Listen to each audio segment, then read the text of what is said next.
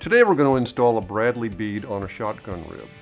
And the tricky part about this installation is that a Bradley bead has this white bead on the back end that has to face the shooter. So when you screw this into the barrel, it may or may not face in the right direction, and then some modifications have to take place. So let's see where we wind up when we put this one in. So start it in. By the way, I've already filed the back end of this, the bottom of the shaft here. The shaft was just a little too long to go all the way down. So I did a little work on that to make sure it would bottom out. So we'll take this down and see how close we are. And it's going to need a little persuasion when you get part of the way in there. So I've got this little wrench here that I always use for these jobs. Any kind of small wrench this size or an ignition wrench or something works great. If your wrench is a little on the rough side or scratchy side, put some tape on your sight first. This one's been polished smooth, so I know it won't hurt the sight. So this one's going down pretty well. Now I'm 180 degrees out. Let's see how close. We're about 1/3 of a turn from going all the way down. So to get this to turn a little farther, we have to remove some material from the bottom of the sight. Now there's a couple ways to do that. You can use a file of some kind and very carefully in front and in back of the shaft take off a little material so the sight will go down. Or you can use this really handy tool Brownells makes that has a hollow center in the cutter. What that does allow you to put the shaft, that threaded shaft in the middle there, and you just twirl this and cut material from the bottom of the sight and it'll turn right out.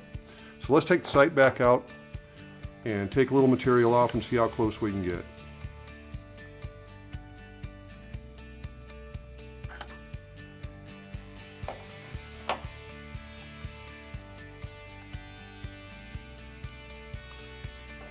So we're going to use the tool, and when you do this, if it's just a little bit of material like we've got, you can normally hold the sight in your hand.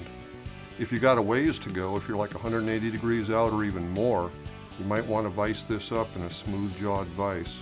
Give you a little leverage on it so you can take some more material off. But I'm just going to have to take a little off, so I'm just going to go after it like this. And a couple of turns is going to be more than enough. You can see the white areas there where I've cut it away now. That'll get us a little bit farther down, and hopefully she'll time right up. Let's try it.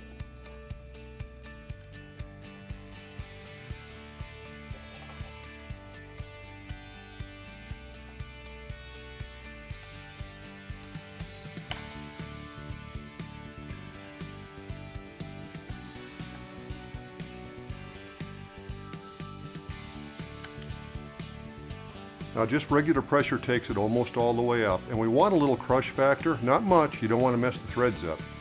But I'm at like 11 o'clock now, and it's safe to take the wrench and turn it all the way to 12, and you're there. Nice and neat, no thread blocker needed, no epoxy needed, just a very professional installation. The tool makes it really easy, but if you use a file, just take your time. Take an even amount off in front and in back of the shaft, and you'll be fine. Just go a little at a time and rotate it around. Thanks for watching. We'll see you next time.